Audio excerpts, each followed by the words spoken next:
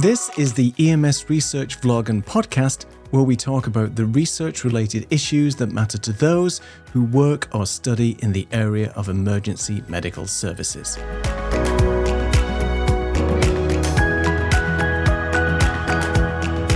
Your host is Bram Duffee, who is a paramedic and communications professor. Today we're talking about what is epinephrine and why do we use it? And some of us already know that epinephrine is also known as adrenaline. It's this medicine that we use during emergencies that helps the heart pump stronger and raises blood pressure when someone's heart has stopped or it isn't working well. And it's been used successfully for heart problems caused by medical issues like heart attacks. And it's just that we don't know much about how well it works for other types of heart emergencies, like trauma-related cardiac arrest. And when we think about traumatic cardiac arrest and what happens when someone's heart stops after a major injury, like a car crash or a gunshot wound or a serious kind of fall, these are injuries that cause problems like losing too much blood, right? We remember that as hypovolemia, or not getting enough oxygen, and we remember that as hypoxia. And also the damage to the organs. That's what happens, when we are not getting blood flow to the right places when the heart stops beating. So the question is whether epinephrine works in these cases, because it might not help, or it could even hurt when the heart stops because of trauma.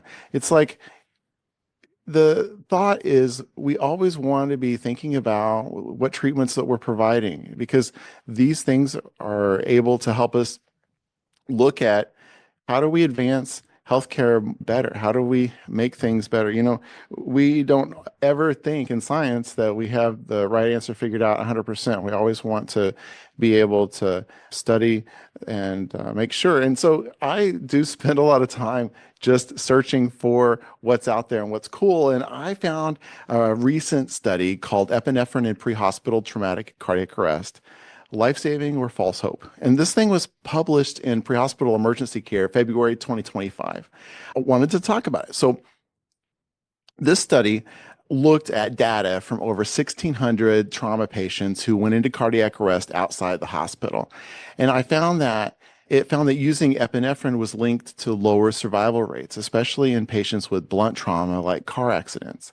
And for patients with penetrating injuries like stabbings or gunshot wounds, the effect of epinephrine on survival rates was less clear, but still not beneficial. So based on these results, epinephrine may not help, and it could even harm patients in these cases of traumatic-related cardiac arrest. All of this could suggest that our treatment protocols, as we see them today, may not be the same way in the future. So today we have the lead researcher from the study with us. Welcome, Dr. Witt. Are you there for us? I am. Thank you. Oh, gosh. Thank you for being here. Can you just first tell us about yourself so that we can all get to know you? Absolutely. I'm a trauma surgeon and researcher here at a level 1 trauma center in Loveland, Colorado. I attended medical school at the University of Michigan, and that's where I first started doing trauma research. I did my general surgery residency at the University of Washington in Seattle, where I spent 2 years as a T32 funded research fellow and also received a master's in public health and epidemiology. I went on to do a trauma and critical care fellowship at Denver Health and the University of Colorado. I'm board certified in general surgery and surgical critical care, and I currently practice trauma, surgical critical care, and emergency general surgery, and I'm also engaged in trauma outcomes research. I'm excited that we're able to dive into this topic together. And first, tell us what motivated you to do this study on epinephrine. Sure. Well, in medicine, we try to practice based on evidence, and sometimes we're practicing based on extrapolated data or at times even feelings. When traumatic cardiac arrest occurs, these are really high stress situations, and we all want to do everything we can to save our patients. Anecdotally, that frequently involves epinephrine administration, extrapolating from ACLS guidelines. However, a lot of us are of the opinion that this may not provide benefit, and there's some limited but existing research supporting that hypothesis. So, we started this study in order to really try to have an evidence-based quantitative answer to whether this was something that we should be utilizing in our patients or not. Okay, because I thought that, well, all people who get CPR receive epi, right? So how did you find some people who did not get any epinephrine during this process so that you could compare, make comparisons for your study? Yeah, so there's actually quite a lot of trauma patients who do not. People who are receiving CPR for medical arrests should get epinephrine. That's the ACLS guidelines focusing on early defibrillation, high quality CPR, and pharmacologic support with epi. ACLS was designed with a focus on medical patients, not trauma patients.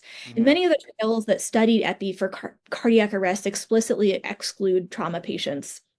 There was a 2018 randomized trial of epi for out-of-hospital cardiac arrest published in the New England Journal of Medicine that did show benefit to epinephrine, but only 1.5% of the 8,000 patients included sustained trauma. And so there has been a little bit of research looking at what current practice for traumatic arrest is. There was a study a little while back that looked at EMS protocols publicly available that pertain to traumatic arrest. In the time of that study, there were 35 states with publicly available EMS protocols, and 16 of those states had a protocol specific to traumatic arrest that outlined specific management steps. Narrowing that down further, 6 states had recommendations regarding epinephrine specifically, and 3 of those were in favor and 3 recommended against it. A separate portion of the same paper looked at the National EMS Information System database, NEMSIS, which is a pre-hospital database that U.S. EMS agencies can voluntarily submit data to. And it's a program of NHTSA. And they looked at the frequency of several different pre-hospital interventions and found that in the cohort that they were able to evaluate, the epinephrine was used in about 60% of traumatic cardiac arrests in that data set. So there are a lot of patients out there who are receiving this, and there are also a lot of patients out there that are not receiving epinephrine in the context of traumatic arrest. I wanted to ask you, with all the data that you collected from, well, 7 different trauma centers over 6 years, I think it was, I was just wondering, how did you ensure that you could do some kind of consistency in that analysis so that, the information could be balanced out? and that you could work with it. Absolutely. Well, one of the nice things for the purposes of this type of study is that traumatic cardiac arrest and the interventions available have not changed drastically over the time course of the study. So there are not any real temporal factors to weigh in. Certainly, institutional protocols may change over time, but overall, by and large, the interventions that we're using on these patients are similar over time. And then we use standardized data collection tools across all the sites and ensured that everyone who was abstracting data was well trained. The data were coalesced and reviewed by a single person, my co-author, Dr. Schatz. And then I performed a number of analyses once we'd coalesced into a single data set to ensure that abstraction appeared consistent across centers.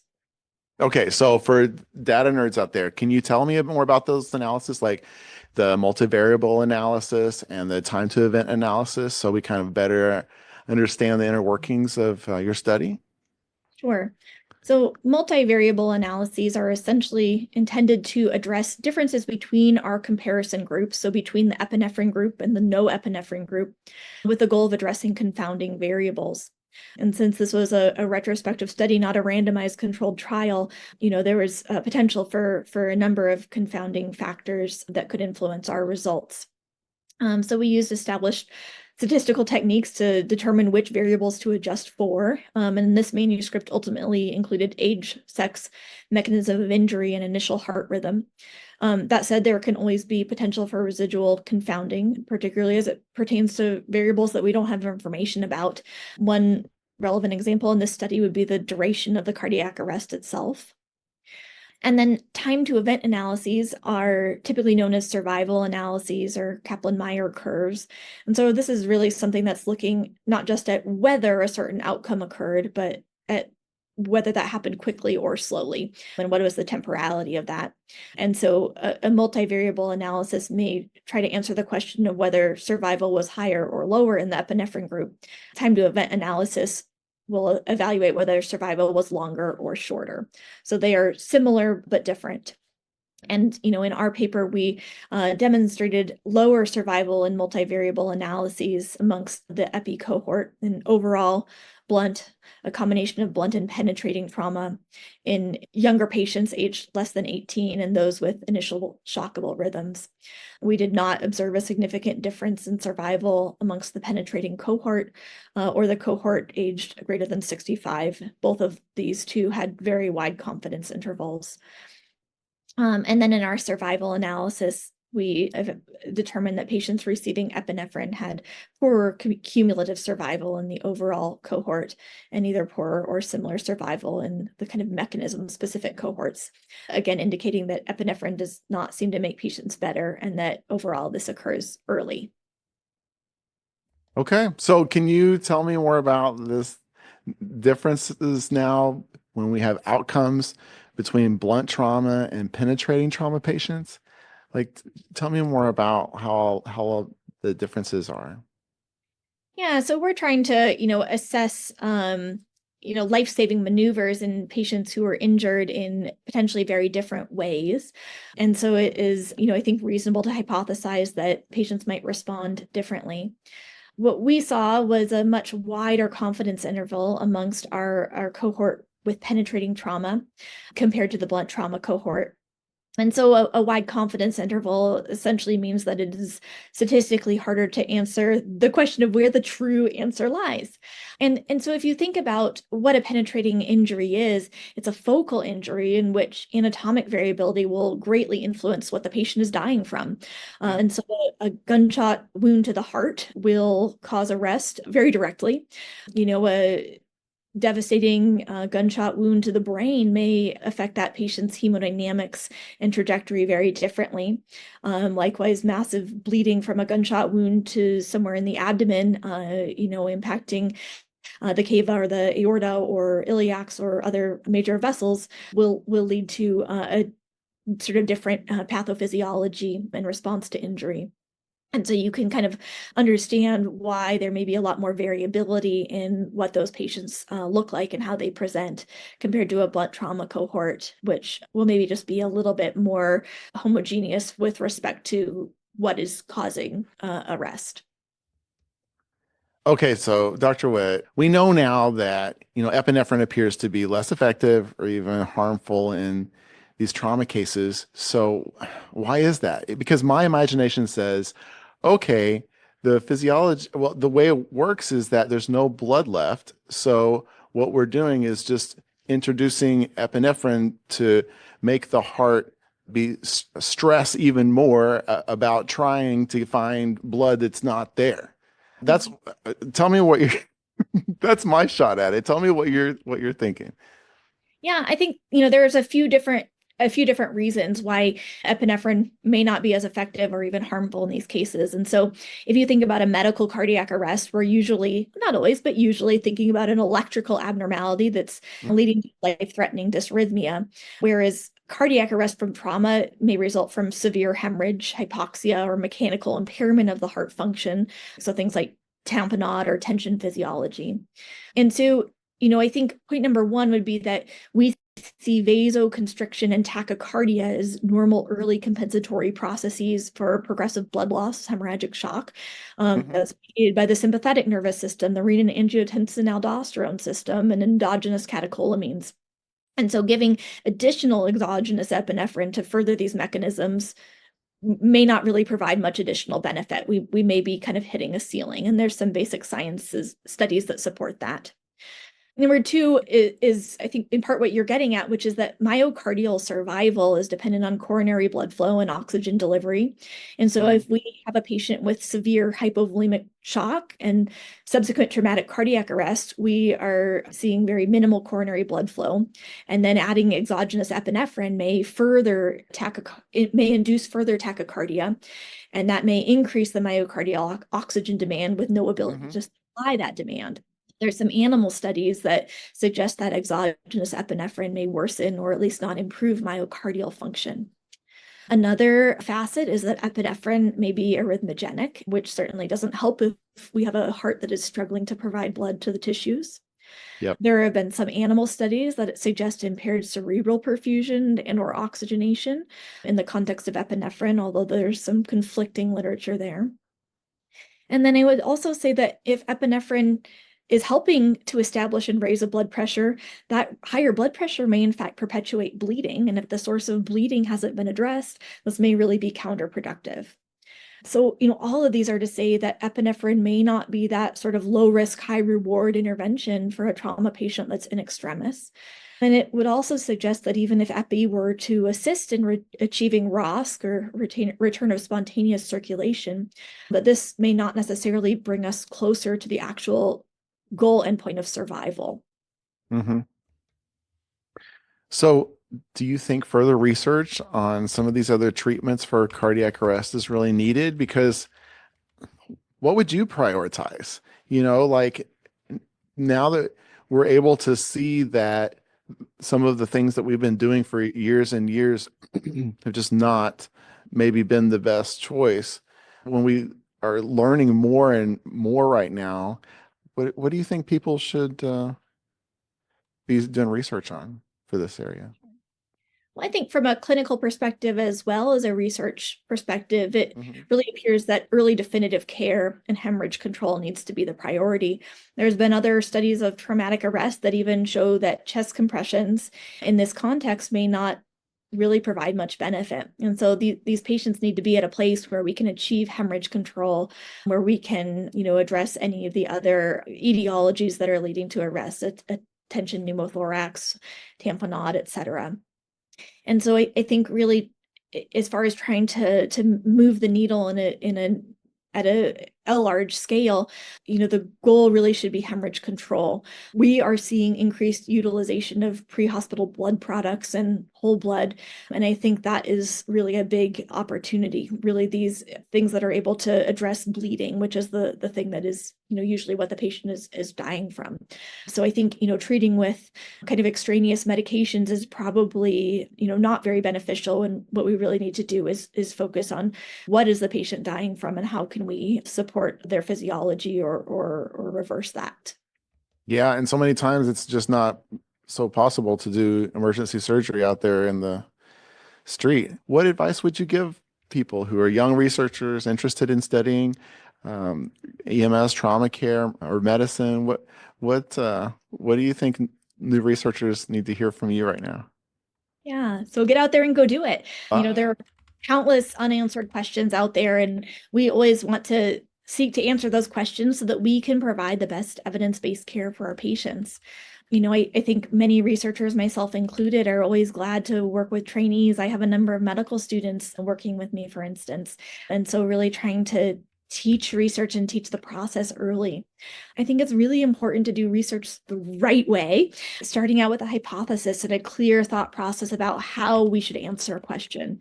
We don't want to just be mining data to find some significant p-value in the mud. That's not good science. That's not what we should be basing patient care on. And so there are a lot of different training pathways out there for people who are interested in doing research and really making sure that you are achieving the training you need and surrounding yourself with the people to help make sure that your methodology is appropriate and correct.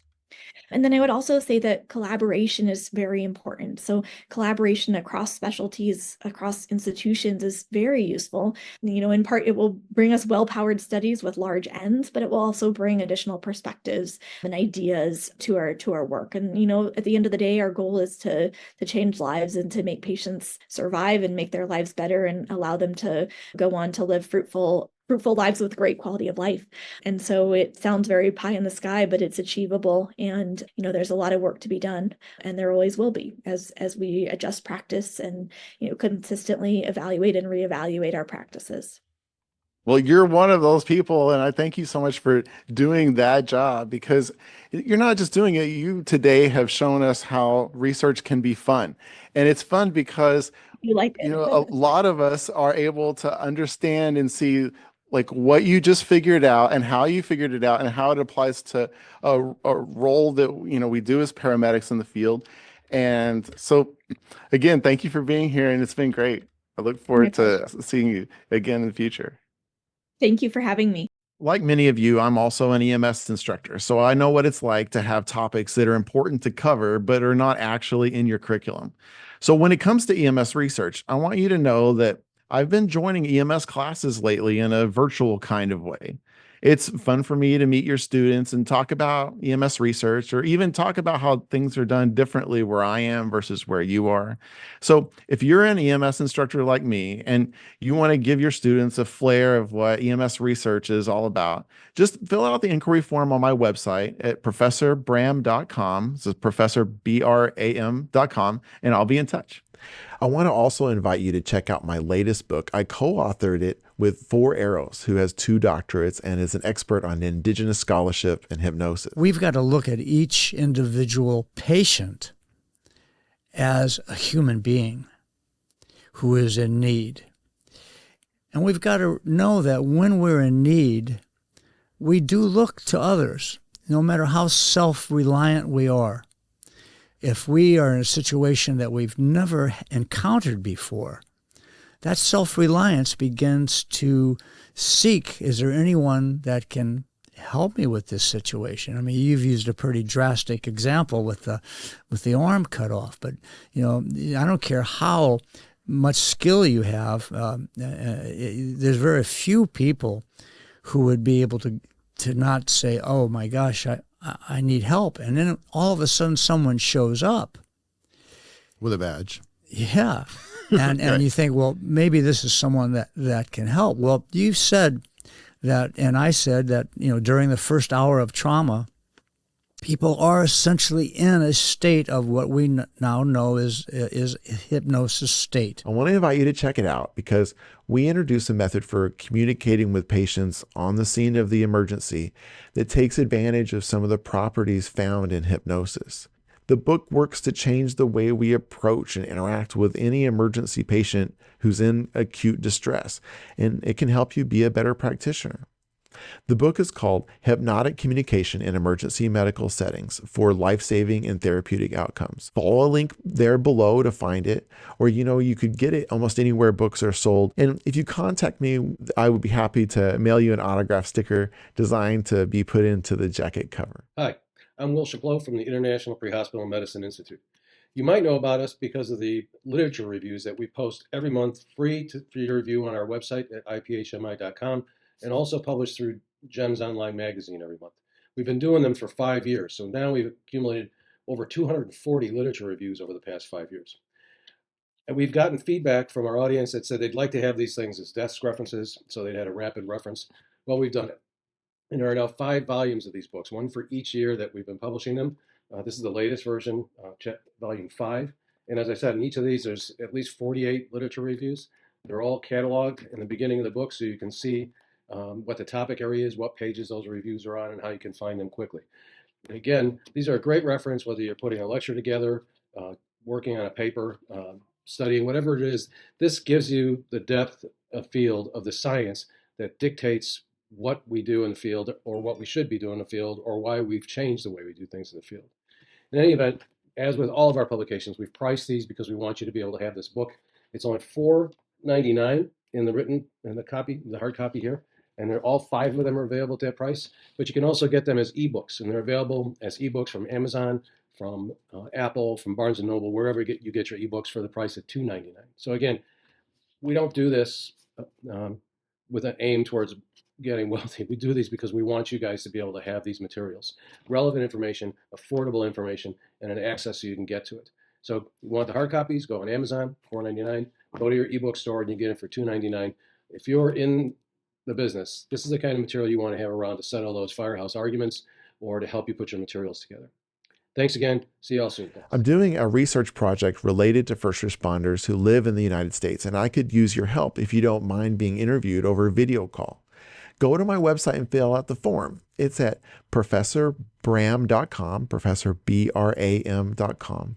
I just want to thank you for listening, and I look forward to sharing more insights with you in the next episode. If you enjoy EMS research, please tell your friends and like, share, and subscribe to help others get the message.